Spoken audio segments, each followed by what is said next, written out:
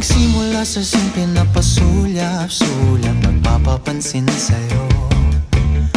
Umabot sa palitan ng mga mensahe, kilig na kilig ako. Kumusta, kain na, hello, magandang umaga.